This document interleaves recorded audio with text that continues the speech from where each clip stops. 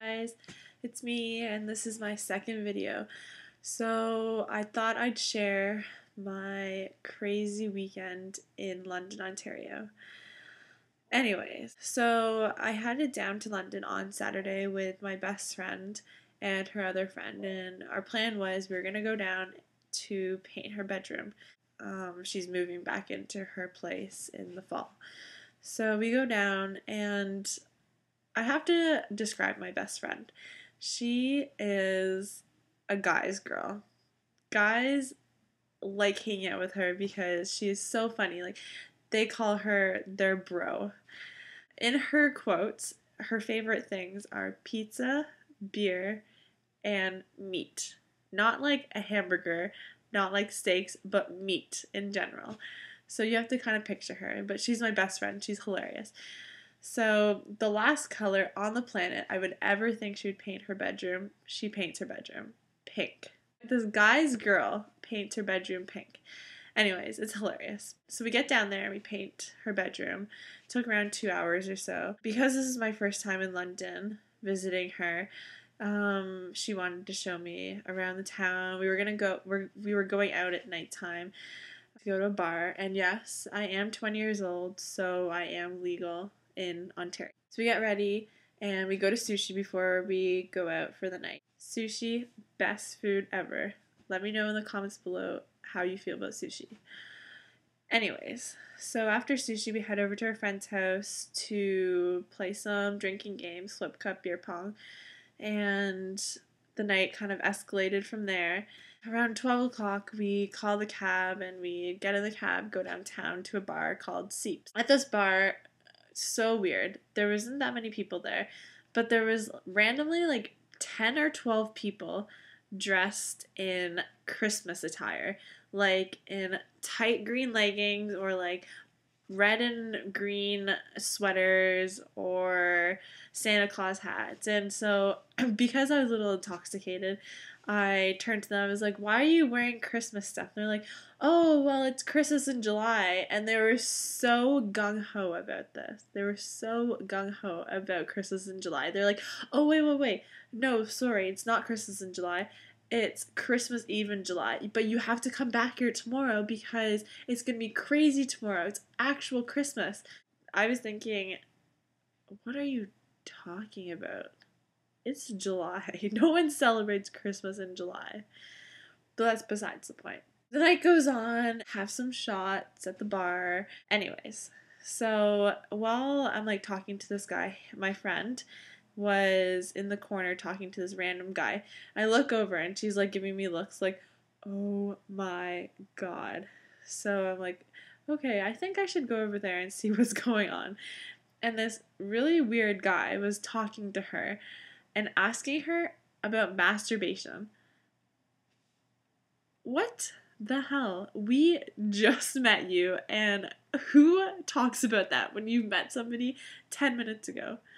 So we waited until last call at this bar, and this guy follows my best friend out of the bar and proceeds to get into the cab with us. We get into the cab. There was me, her friend, and this guy and myself in the cab. And so we all look at each other, my best friend and I, and we're like, "Okay, we need to get out of this cab and ditch him. I'm sorry, but he was really, really, really weird. You have to understand." So we get out of the cab, run to another cab. He follows us. So we get the three of us, minus the weird guy, get into the cab, and the weird guy walking towards the cab, and we're yelling at the cab driver. We're like, "Go, go, go, you have to go, you have to go." And the cab driver's like, "What are you talking about?" And so the guy gets into the cab, and we start yelling at the cab driver, being like, "What are you doing? We told you to go." But I think the guy got the hint and he left out of the cab. I feel really bad. I feel like a terrible person, but he was really weird and definitely was trying to get something from my best friend. She was not interested at all. Anyways, so we get in the cab and we head back to our friend's house. My best friend says to the cab driver, "Can we stop at McDonald's on the way home?" So the cab driver's like, "Yeah, sure. Like, we'll stop at McDonald's. We'll go through the drive-thru." At the drive-thru, and I have to tell you guys, my best friend is the littlest like girl. Like, If you were to see her, you would be like, what? Where would she put all this food? About the story I'm about to tell you. So we're in the drive-thru and my friend is looking, she's in the front seat of the cab and she's looking at the menu and is like, can I get 2 snack wraps? And I see her like still looking at the menu and the person on like the intercom is like, would you like anything else? And she's like, a quarter pounder. And then she turns to me and she's like, do you want anything? I'm like, I'll have a Big Mac. So she's like, okay, I'll have 2 Big Macs. I'll have 2 medium fries. I'll have chicken nuggets and let's have 2 more snack wraps. I'm sitting in the back seat. I'm like, what is going on? And she has the biggest smile on her face. All that food, minus the 1 Big Mac for me, was for her. Pull up to the front, $28 McDonald's bill. $28. Gets her food, and she is eating these snack wraps in 1 or 2 bites. Like, she is so hungry. So funny watching her eat all this food. We get to my friend's place. We're in front of his front door of his apartment, and we're knocking on the door. No one answers.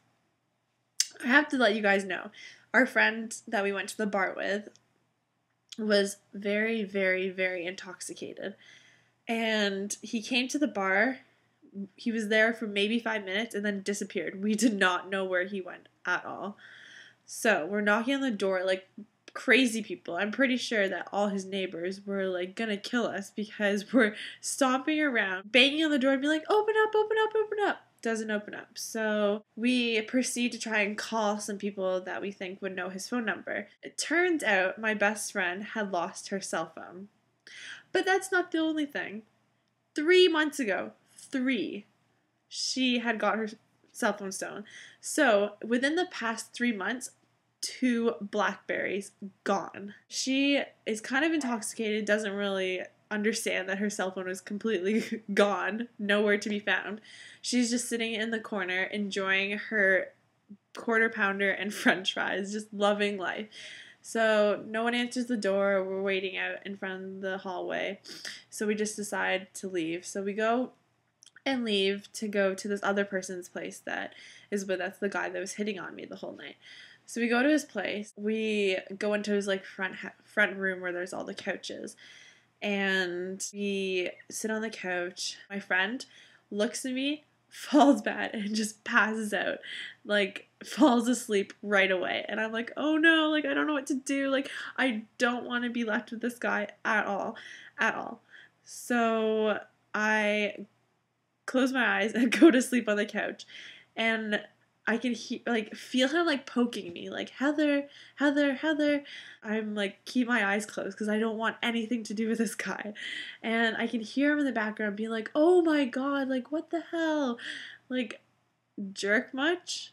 Yeah, I thought so. Pretended to be asleep. I know. Leave in the comments. You're gonna be like, what the hell? You're so mean. You're so mean. But you guys have to understand.